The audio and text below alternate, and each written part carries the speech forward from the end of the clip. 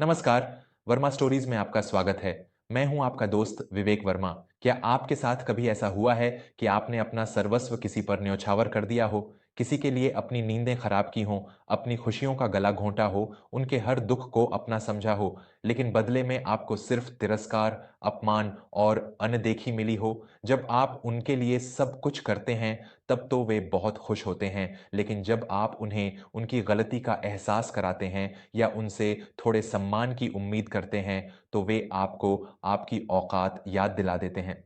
वे यह जताने लगते हैं कि आपके होने या न होने से उन्हें कोई फर्क नहीं पड़ता। ऐसे समय में इंसान अंदर से टूट जाता है। उसे समझ नहीं आता कि वह ऐसा क्या करे जिससे सामने वाले को उसकी कद्र का एहसास हो। आज मैं आपको एक ऐसी कहानी सुनाने जा रहा हूं जो इस समाज का सबसे कड़वा सच है।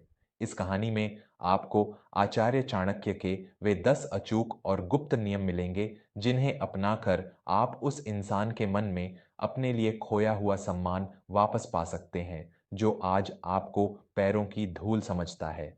यह कहानी आपके आत्मसम्मान को जगा देगी और आपको यह सिखाएगी कि अपनी वैल्यू कैसे बढ़ाई जाती है। तो चलिए, चलते हैं उस दर्द और सम्मान की इस अद्भुत यात्रा पर। यह कहानी है धर्मेश की। धर्मेश एक बहुत ही सीधा साधा, मेहनती और परिवार के लिए अपनी जान छिड़कने वाला इंसान था। कम उम्र में ही माता पिता का साया सिर से उठ जाने के कारण घर की सारी जिम्मेदारी धर्मेश के कंधों पर आ गई थी। उसका एक छोटा भाई था प्रताप और एक छोटी बहन थी मीनाक्षी। धर्मेश ने अपनी पढ़ाई छोड़ दी और दिन रात एक कारखाने में पसीना बहाने लगा। वह खुद सूखी रोटी खाता, अपने लिए फटे हुए कपड़े पहनकर काम चला लेता, लेकिन उसने प्रताप को शहर के सबसे अच्छे विद्यालय में पढ़ाया और मीनाक्षी का विवाह एक बहुत ही संपन्न परिवार में करवाया। समय बीतता गया। प्रताप अपनी पढ़ाई पूरी करके शहर में एक बहुत बड़ा अधिकारी बन गया। उसने नंदिनी नाम की एक अमीर और आधुनिक लड़की से विवाह कर लिया और शहर में एक बहुत बड़ी हवेली खरीद ली। जब धर्मेश बूढ़ा होने लगा और उसके शरीर में पहले जैसी ताकत नहीं रही, तो प्रताप उसे अपने साथ शहर ले आया। गांव वालों को लगा कि प्रताप कितना श्रवण कुमार जैसा भाई है, जो अपने बड़े भाई को आराम देने के लिए शहर ले गया। लेकिन हवेली की चार दीवारी के अंदर की सच्चाई कुछ और ही थी। प्रताप और उसकी पत्नी नंदिनी के लिए धर्मेश कोई बड़ा भाई नहीं, बल्कि एक मुफ्त का नौकर था। धर्मेश सुबह सबसे पहले उठता, पूरे घर की सफाई करता, पौधों को पानी देता, बाजार से सब्जियां लाता और यहां तक कि नंदिनी के कुत्ते को घुमाने भी ले जाता।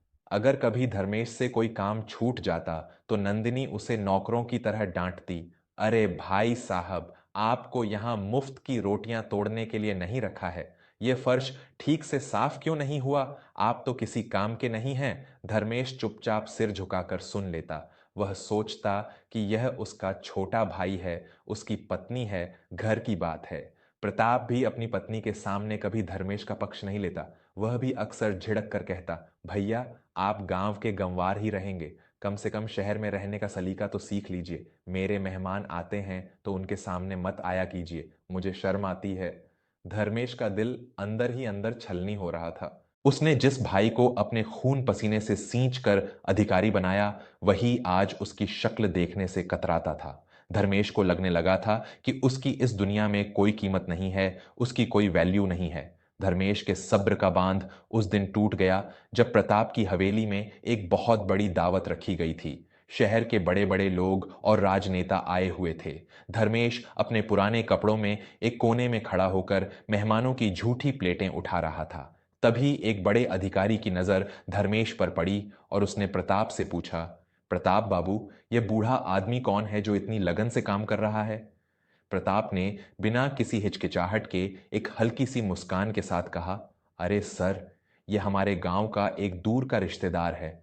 बेचारा बेसहारा और गरीब था, तो मैंने दया खाकर इसे अपने घर में पनाह दे दी। बस यही छोटे मोटे काम कर लेता है। यह शब्द धर्मेश के कानों में पिघले हुए शीशे की तरह गिरे। दूर का रिश्तेदार? दया खाकर पनाह दी? धर्मेश के हाथ से झूठी प्लेटों की ट्रे छूटकर जमीन पर गिर पड़ी। छन की आवाज से पूरे हॉल में सन्नाटा छा गया। प्रताप ने गुस्से से लाल आंखें करके धर्मेश को घूरा। नंदिनी ने आकर उसे धक्का देते हुए कहा, आपसे एक काम ढंग से नहीं होता, जाइए यहां से, जाकर बाहर बैठिए। धर्मेश बिना एक शब्द कहे वहां से निकल गया। उसकी आंखों से आंसुओं की नदी बह रही थी। वह हवेली से बाहर निकला और शहर के किनारे बहने वाली नदी के घाट पर बने एक पुराने शिव मंदिर की सीढ़ियों पर जाकर बैठ गया। वह फूट फूट कर रो रहा था। तभी मंदिर के भीतर से एक बहुत ही तेजस्वी और शांत संत बाहर आए। उनका नाम आचार्य रामानंद था। वे वेदांत और चाणक्य नीति के प्रकांड विद्वान थे। आचार्य जी ने धर्मेश को रोते हुए देखा और उसके पास आकर उसके कंधे पर हाथ रखा। आचार्य जी ने अपनी गंभीर वाणी में पूछा, क्या बात है पुत्र, इस अंधकार में तुम अकेले बैठकर क्यों रो रहे हो? तुम्हारी आत्मा का दर्द तुम्हारी आंखों से छलक रहा है। धर्मेश ने हाथ जोड़कर अपनी पूरी दर्द भरी कहानी आचार्य जी को सुना दी। उसने कहा, महाराज, मैंने अपना पूरा जीवन अपने भाई के लिए मिटा दिया और आज मैं उसके लिए सिर्फ एक बोझ हूं, एक दूर का बेसहारा रिश्तेदार हूं। मुझे समझ नहीं आता कि मैंने कहाँ गलती कर दी कि मेरी कोई कीमत ही नहीं बची। लोग मुझे पैरों की धूल समझते हैं। आचार्य रामानंद ने धर्मेश को शांत किया और सीढ़ियों पर बैठाकर कहा, पुत्र, तुम्हारी सबसे बड़ी गलती यही है कि तुमने अपनी कीमत खुद ही शून्य कर दी। जब इंसान खुद को पूरी तरह से किसी के पैरों में बिछा देता है तो लोग उस पर पैर रखकर ही आगे बढ़ते हैं। आचार्य चाणक्य ने अपनी नीति में स्पष्ट कहा है कि जो इंसान अपनी कीमत नहीं पहचानता, दुनिया उसे कौड़ियों के भाव बेच देती है। आचार्य जी ने धर्मेश की आंखों में देखते हुए कहा, अगर तुम चाहते हो कि वो लोग तुम्हारी कीमत समझें, अगर तुम चाहते हो कि तुम्हारा खोया हुआ सम्मान तुम्हें वापस मिले, तो रोना बंद करो और तुरंत ये 10 काम करना शुरू कर दो। ये चाणक्य के वो 10 ब्रह्मास्त्र हैं जो तुम्हारी जिंदगी बदल देंगे। धर्मेश ने अपने आंसू पोंछे और ध्यान से सुनने लगा। आचार्य रामानंद ने एक एक करके वे 10 नियम बताए। पहला काम, अपनी उपलब्धता अवेलेबिलिटी को तुरंत कम कर दो। आचार्य जी ने कहा, तुम हर समय उनके लिए हाजिर रहते हो। उन्हें प्यास लगने से पहले तुम पानी का गिलास लेकर खड़े हो जाते हो। जो चीज बाजार में बहुत ज्यादा और आसानी से उपलब्ध होती है, उसकी कीमत गिर जाती है। जब तुम हर समय उपलब्ध रहोगे तो लोग तुम्हें फालतू ही समझेंगे। आज से उनके हर बुलावे पर दौड़ कर जाना बंद करो। अपने समय को कीमती बनाओ। दूसरा काम, सम्मान की भीख मांगना और शिकायत करना बंद कर दो। तुम अक्सर मन ही मन या उनके सामने यह शिकायत करते हो कि मैंने तुम्हारे लिए इतना कुछ किया, फिर भी तुम मेरी कद्र नहीं करते। याद रखो पुत्र, प्यार और सम्मान कभी भीख में नहीं मिलता, इसे कमाना पड़ता है। गिड़गिड़ाने से इंसान और भी ज्यादा कमजोर और दयनीय दिखता है। आज से उनसे शिकायत करना बिल्कुल बंद कर दो। खामोश हो जाओ। तीसरा काम, ना, नो कहना सीखो। तुम्हारी सबसे बड़ी कमजोरी यह है कि तुम किसी बात पर ना नहीं कह पाते। तुम्हें डर लगता है कि कहीं वो नाराज ना हो जाए। लेकिन जो इंसान हर गलत बात पर हाँ कहता है, दुनिया उसे बेवकूफ समझती है। अगर कोई काम तुम्हारी इज्जत के खिलाफ है या तुम थक गए हो, तो सीधा और स्पष्ट ना कहना सीखो। जब तुम पहली बार ना कहोगे तो उन्हें बुरा लगेगा, लेकिन धीरे धीरे वे तुम्हारी सीमा और तुम्हारी ताकत को समझ जाएंगे।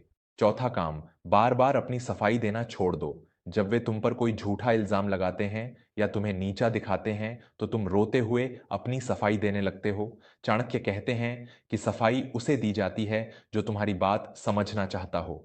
जो इंसान तुम्हारी इज्जत ही नहीं करता, उसे अपनी सफाई देकर अपना स्तर मत गिराओ। अगर वे तुम्हें गलत समझते हैं तो उन्हें समझने दो। तुम्हारा मौन तुम्हारी सबसे बड़ी सफाई है। पांचवां काम, अपना ध्यान खुद पर और अपनी तरक्की पर लगाओ।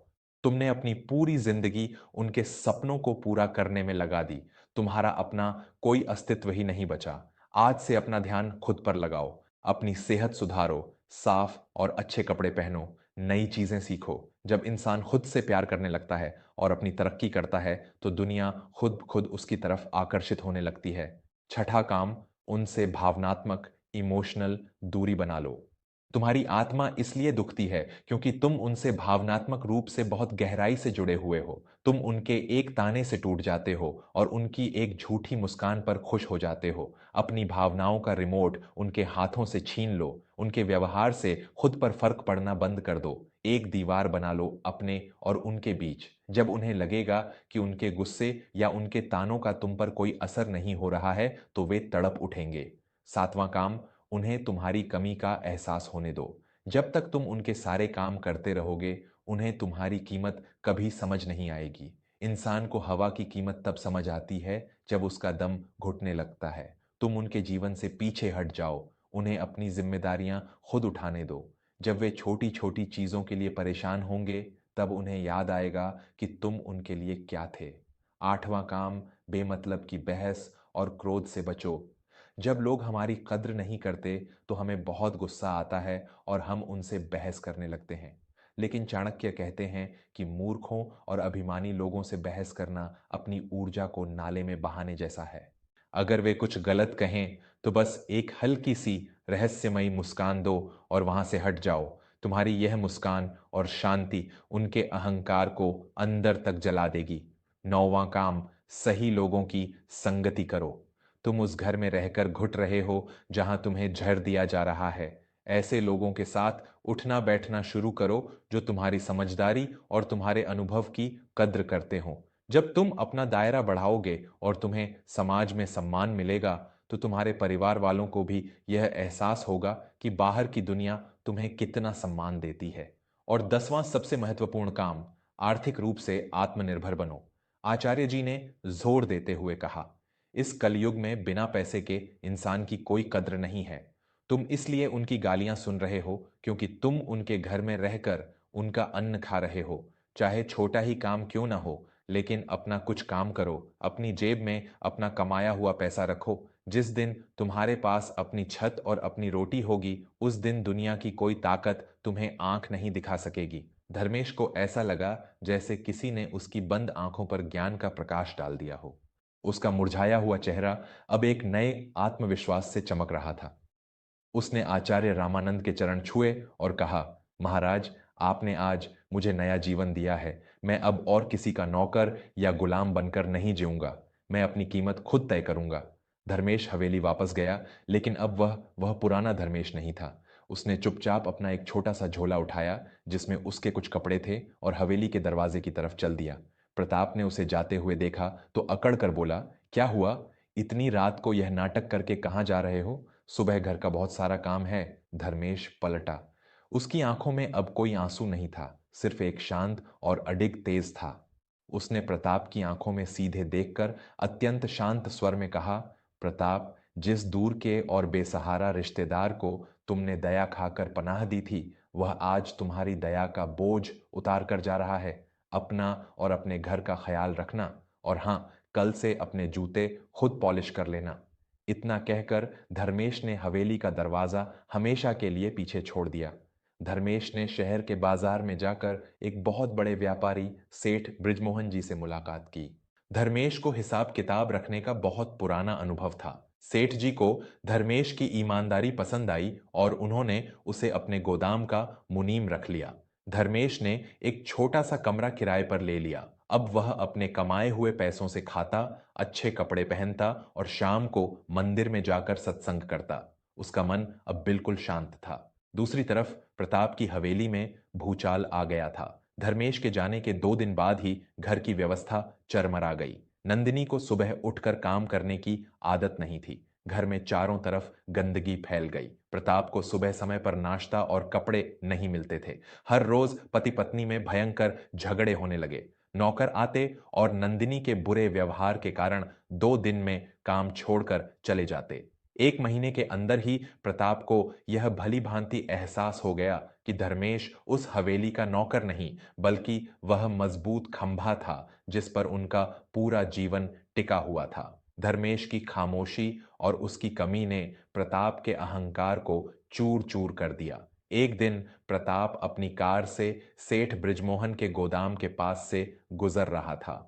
उसने देखा कि धर्मेश बहुत ही साफ सुथरे कपड़ों में कुर्सी पर बैठा है और कई मजदूर और व्यापारी हाथ जोड़कर उसे बाबूजी कह रहे हैं। धर्मेश के चेहरे पर एक गजब का आत्मविश्वास था। प्रताप को अपने किए पर बहुत शर्म आई।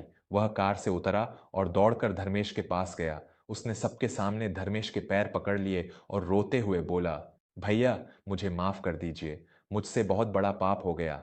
मैं अभिमान में अंधा हो गया था। ये घर, ये सब कुछ आपके बिना खंडहर है। घर वापस चलिए भैया।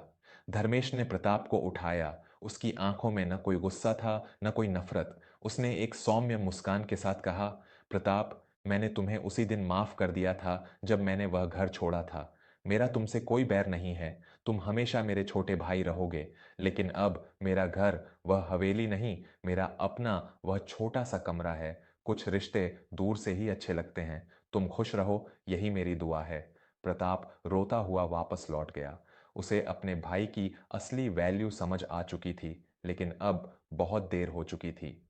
धर्मेश ने अपनी आत्मसम्मान की चादर वापस ओढ़ ली थी और अब वह किसी की दया का मोहताज नहीं था। दोस्तों, चाणक्य नीति का यह ज्ञान सिर्फ एक कहानी नहीं है, बल्कि यह हम सभी के लिए एक बहुत बड़ा सबक है। अगर आप भी किसी ऐसे रिश्ते में हैं जहां आप घुट रहे हैं, जहां आपकी कोई कद्र नहीं है, तो आज ही रुक जाइए। अपना समय, अपना प्यार और अपनी ऊर्जा उन लोगों पर बर्बाद करना बंद कीजिए जो इसके लायक नहीं हैं। अपने आप से प्यार कीजिए। खुद को इतना मजबूत बनाइए कि किसी के आने या जाने से आपके जीवन की शांति भंग ना हो। याद रखिए, जो इंसान अपना सम्मान करना जानता है, पूरी दुनिया उसके सामने सिर झुकाती है। आपको यह कहानी और आचार्य चाणक्य के ये 10 नियम कैसे लगे?